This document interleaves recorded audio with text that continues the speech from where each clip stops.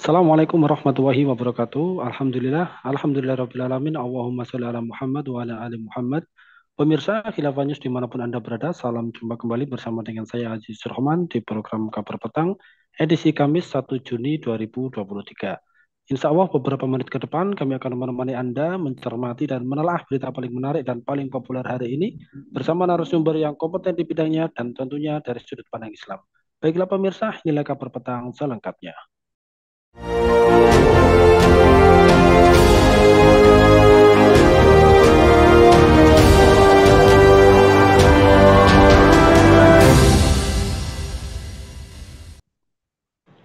Pemirsa media Vietnam, The Tao 247 ketakutan melihat daftar pemain timnas Indonesia yang dipersiapkan menghadapi FIFA Matchday pada Juni 2023 melawan Palestina dan Argentina. The Tao menyebut timnas Indonesia bisa mengejutkan Argentina dengan deretan pemain yang dipanggil oleh pelatih Garuda Sintayong. Secara level kompetisi, pemain-pemain milik Indonesia saat ini berkarir di liga yang levelnya di atas Liga 1 di Indonesia. Karena itu The Tao takjub melihat deretan pemain yang dipanggil oleh Sintayong. Bertekad mengejutkan Argentina, Indonesia memanggil skuad yang mengerikan. Tulis The Tao 247 dalam judul artikel yang mereka buat. Nah, pemirsa melihat dan mencermati pemberitaan terkait dengan timnas Indonesia, apakah pertandingan antara Indonesia melawan Argentina ini murni olahraga atau ada aroma politiknya? Apakah pertandingan melawan Argentina Indonesia secara politis nantinya bisa menjadi perhatian dunia dan apakah pertandingan ini tidak terlepas dari kepentingan-kepentingan para elit kapitalis di Indonesia? Pemirsa, untuk membahasnya kami telah terhubung dengan pengamat olahraga Bung Septian Awi. Kita sapa dulu beliau. Assalamualaikum warahmatullahi wabarakatuh, Bung Septian. Waalaikumsalam warahmatullahi wabarakatuh, Bung Aziz Rahman. Salam olahraga. Alhamdulillah gimana nih? Salam olahraga. Gimana nih kabarnya nih, Bung Septian? Sehat, Bung? Alhamdulillah luar biasa sehat. Baik, Bung. Ini berita yang cukup mengejutkan ya di Indonesia ini kabarnya juara Piala Dunia 2022 yakni Argentina ini telah memastikan bakal melakukan tur Asia. Salah satunya ke Indonesia yang rencananya bulan Juni tahun 2023 ini akan bertanding di Stadion Utama Gelora Bung Karno. Nah, Anda melihatnya seperti apa ini, Bung Septian? Apakah pertandingan melawan Argentina ini adalah olahraga saja atau ada aroma-aroma politik ini? Mengingat ini akhir-akhir periode di pemerintahan saat ini. Mohon tanggapannya, Bung Septian. Ya, baik Bung Aziz, terima kasih atas kesempatannya. Ini menjadi satu hal yang menjadi sorotan publik Indonesia ya beberapa waktu hari ini ketika kita disuguhkan oleh informasi bahwasanya ada timnas Argentina yang akan berkunjung ke Jakarta untuk mengadakan pertandingan persahabatan dengan timnas Indonesia. Dan kemudian eh, mungkin perhatian publik saat ini atau masyarakat Indonesia masih melihat kepada soal eh, kebesaran nama timnas Argentina yang pada beberapa bulan lalu sudah memenangkan Piala Dunia di Qatar, yang kemudian juga ada banyaknya tim atau sepak bola pemain-pemain idola, pemain-pemain terkenal yang akan juga ikut serta dalam kunjungan tersebut. Tetapi kita sebagai seorang masyarakat Indonesia yang uh, memahami ya kondisi detail Indonesia dalam negeri, maka tentu saja ini yang harus kita lihat. Kita tidak bisa menutup mata bahwasanya ini ada satu kepentingan-kepentingan tertentu di balik kedatangan timnas atau Argentina ke Indonesia melakukan suatu pertandingan persahabatan. Tentu saja bukan Argentina sendiri yang berkepentingan. Saya kerasa secara pendek pikiran kita tidak mendapatkan ya keuntungan Argentina untuk datang ke Indonesia, baik soal prestasi maupun politik. Tapi kepentingan yang sangat dominan adalah kepentingan para eh, pejabat yang ada di Indonesia atau para politisi yang ada di Indonesia. Kita tahu juga bahwasanya di balik kedatangan timnas Argentina yang berkenan datang ke Indonesia ini kan juga ada tangan dingin dari ketua PSSI yang baru yaitu Pak Erick Thohir yang notabene-nya adalah ini sosok yang masyarakat Indonesia saya kira sudah paham ya. Ini adalah sosok yang tidak lepas dari lingkaran politik Indonesia. Nah, maka oleh karena itu kita bisa melihat bahwasanya dekatan peristiwa belakangan ini, di mana PSSI baru dikukuhkan oleh Komite Olahraga Nasional, kemudian PSSI juga menetapkan bahwasanya akan dipimpin oleh seorang pejabat publik atau pejabat politik, maka kedatangan timnas Argentina yang mendatangkan euforia masyarakat ini tentu saja sebagai satu bagian dari keinginan para pejabat tadi untuk mendapatkan simpatik dari masyarakat Indonesia. Nah, saya juga melihat bahwasanya ini sebagai suatu obat ya atas keputusan eh, beberapa bulan yang lalu yang kurang mengenakan, atau keputusan yang mendapatkan suara negatif dari masyarakat Indonesia ketika Indonesia didiskualifikasi sebagai tuan rumah Piala Dunia U20. Nah, ini kan data-data peristiwa yang saya kira ini sangat sangat berbau aroma politik ya. Bagaimana uh, pemerintahan atau para pejabat orang-orang tadi itu ingin ingin agar situasi atau sentimen masyarakat itu kepada mereka semakin soft, semakin mereda, dan inilah kemudian saya kira sebagai hiburan ya atas panasnya isu beberapa waktu yang lalu yang itu menyudutkan tokoh-tokoh politik yang ada di Indonesia. Gitu, Bang Ajis, tanggapan saya. Ya, baik. Sering juga kita mendengar ya bahwa jangan campur adukan ya antara sepak bola dengan politik. Nah, Anda melihatnya seperti apa ini, Bung? Apakah bisa ini kita memastikan bahwa sepak bola terpisah dari politik? Ya, ini Anda melihatnya seperti apa ini? Dari mungkin bisa diceritakan sejarah dari sepak bola itu sendiri seperti apa, Bung Septian? Iya, eh, sepak bola ini kan satu hal yang berbeda dengan politik ya. Dunia hal yang berbeda. Dalam tubuh manusia pun yang digerakkan, yang kemudian diaktifkan pun berbeda ya. Sepak bola ya bagian dari olahraga, menggerakkan raga kita, dan politik ini bagian dari pertarungan saraf pemikiran, gagasan, kemudian juga integritas dan lain sebagainya. Sebetulnya pada dasarnya ini adalah dua hal yang berbeda, sangat berbeda gitu. Dan tetapi gitu kan, kita akan melihat bahwasanya ada politisasi olahraga, bukan olahraga mengolahragakan politik ya, tapi mempolitikkan olahraga. Jadi gini, sepak bola ini selalu dimanfaatkan oleh eh, pemerintahan, pejabat, partai politik atau yang lembaga-lembaga politik yang lain untuk mencapai pada tujuannya tertentu, targetnya tertentu. Bahkan itu adalah satu hal yang fenomena yang sangat sangat dasar. Bahkan fenomena yang lebih kompleks adalah tentu juga gitu. Pengelolaan olahraga juga itu dijalankan secara politis gitu. Kebijakan-kebijakan, keputusan-keputusan olahraga itu selalu mempertimbangkan aspek-aspek politik. Termasuk sepak bola ini ya. Sepak bola yang dasarnya adalah satu hiburan, satu cara untuk rekreasi olahraga gitu.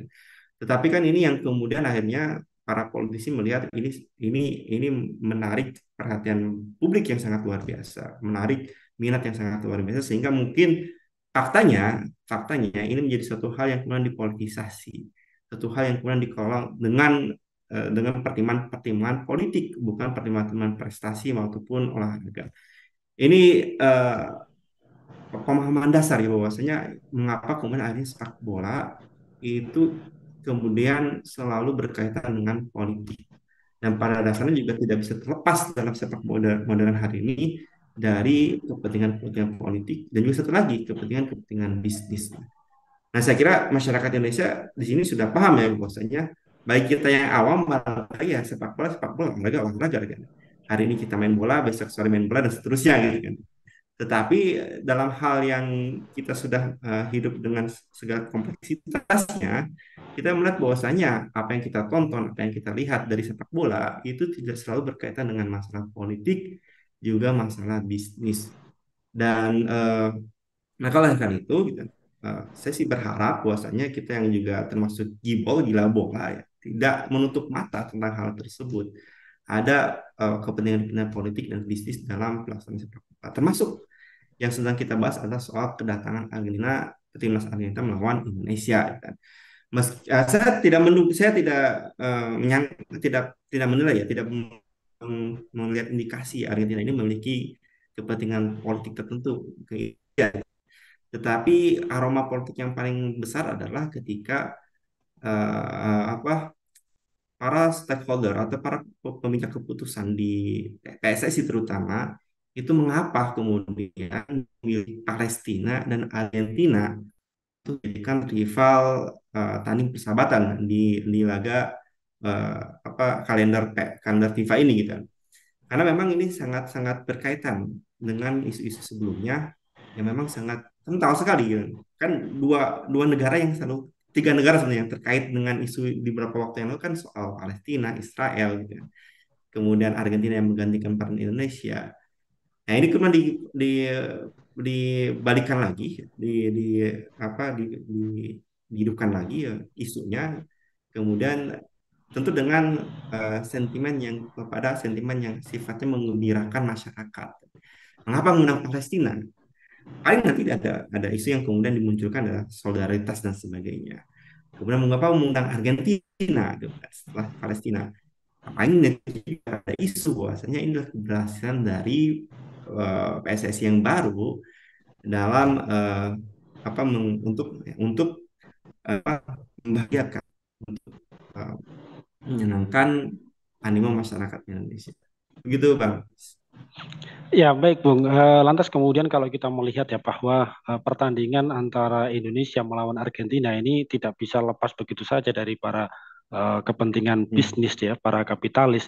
Nah, Anda melihatnya seperti apa ini dalam kapitalisasi olahraga, terutama sepak bola ini? Apakah ini ya juga termasuk dari bagian dari disorientasi di dalam olahraga?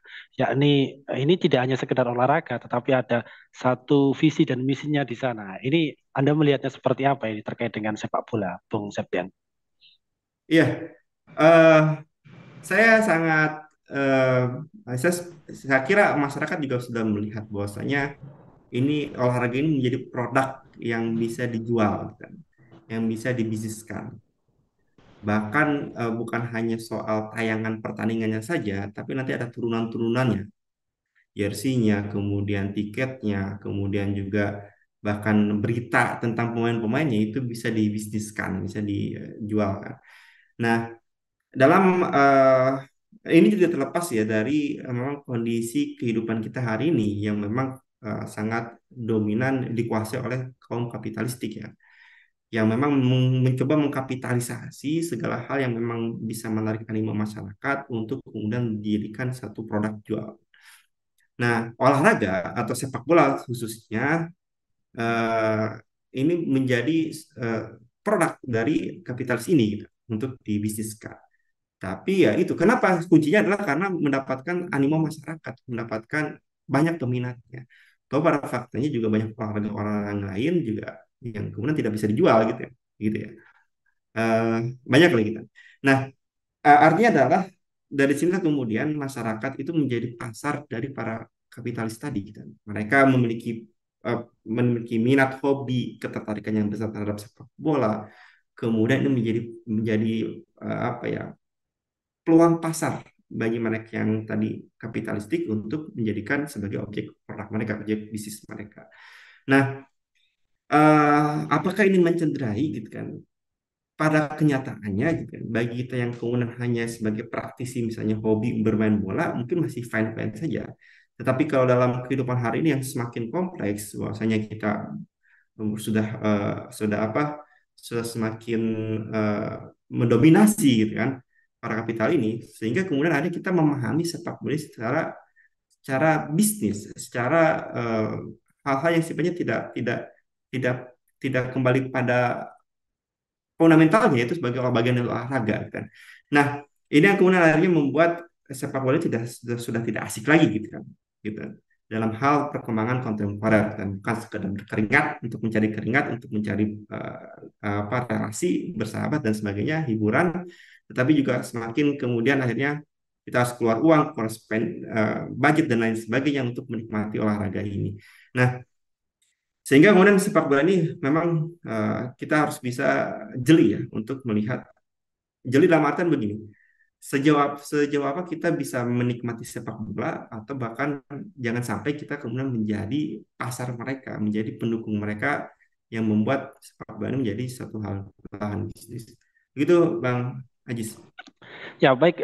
Terakhir, Bung Septian. Lantas kemudian bagaimana kita sebagai seorang Muslim di dalam menyikapi olahraga ya, terutama sepak bola ini, agar kita juga tidak ikut arus di dalam menjadi apa ya konsumen ya, sehingga kemudian kita seolah-olah mendewakan sepak bola hingga abai dengan ibadah-ibadah yang tentu diwajibkan dan lebih penting bagi kita sebagai seorang Muslim.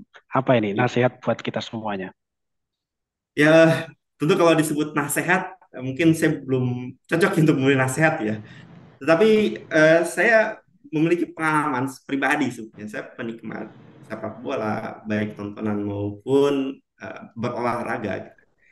Cuman sayangnya adalah ternyata saya mengamati gitu kan. Termasuk pengalaman saya ketika nonton bareng ketika beberapa waktu lalu gitu. Ternyata ini juga sudah bukan sekedar olahraga tapi olah rasa gitu kan.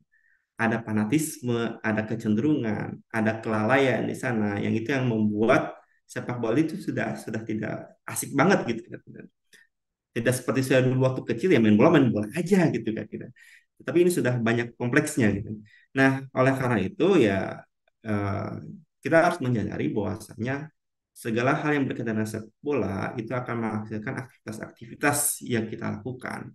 Tidak sekedar soal olahraganya itu sendiri, tetapi juga ada soal dukungan, fanatisme, dan lain sebagainya. Termasuk juga ketika kita misalkan juga sampai kemudian bermuamalah atau berbisnis atau membeli belanja kita untuk sesuatu yang berkaitan dengan sepak bola itu kan aktivitas semua.